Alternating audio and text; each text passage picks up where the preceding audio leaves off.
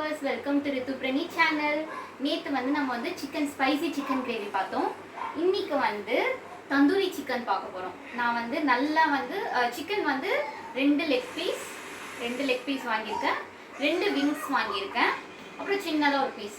ஓகேயா? இது வந்து நல்லா சிக்கனை வந்து நல்லா வாஷ் பண்ணி டர்மரிக் போட்டு நல்லா வாஷ் பண்ணி எடுத்துருக்கேன். நம்ம தந்தூரிக்கு சிக்கன் வாங்கும்போது எப்போவுமே ஸ்கின்னோட வாங்கணும். ஸ்கின்னு தான் நம்ம நல்லா ரோஸ்ட் பண்ணும்போது நல்லா நமக்கு சூப்பராக ஸ்பைஸியாக நல்லாயிருக்கும். ஸோ நான் சிக்கனுமே வந்து ஸ்கின்னோட தான் வாங்கியிருக்கேன் பாருங்கள்.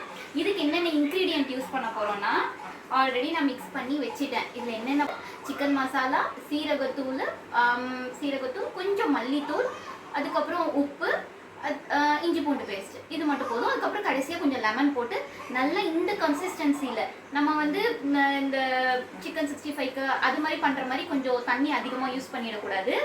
இது மாதிரி கையில் ஒட்டணும், வரக்கூடாது, பேஸ்ட் மாதிரி இருக்கணும். இந்த அளவுக்கு கன்சிஸ்டன்சியில் இப்போ நான் எடுத்து வச்சுட்டேன். ஸோ இதை இப்போ நம்ம வந்து லவுத்தாவுக்காய் எல்லதெக்கடுவோம். இதை வந்து நம்ம எப்படி அப்ளை பண்ண போகிறோம்னா நல்லா இது மாதிரி நம்ம ஸ்னைஃபால் பீஸ் போட்டு வச்சுக்கணும். நான் போட்டு வச்சுருக்கேன் பாருங்கள். ஸோ இதில் வந்து நல்லா அப்ளை பண்ணணும்.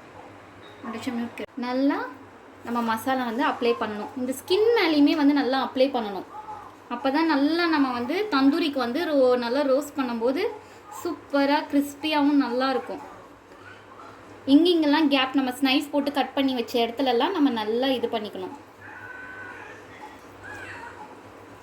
நான் விங்ஸுமே வந்து அதே மாதிரி தான் கட் பண்ணி வச்சுருக்கேன். ஸோ வச்சாச்சு. தந்தூரி மசாலா நல்லா அப்ளை பண்ணியாச்சு. இப்போ இது வந்து ஒரு ஹாஃப் அன் ஹவர் நல்லா ஊற வைக்கணும். ஸோ அதனால் ஒரு ஹாஃப் அன் ஹவர் வெயிட் பண்ணிவிட்டு அதுக்கப்புறம் நம்ம ரோஸ்ட் பண்ணிடலாம். தந்தூரியை பார்த்திங்கன்னா திருப்பி என்ன எல்லா பக்கமும் ரோஸ்ட் ஆகணும் இல்லையா?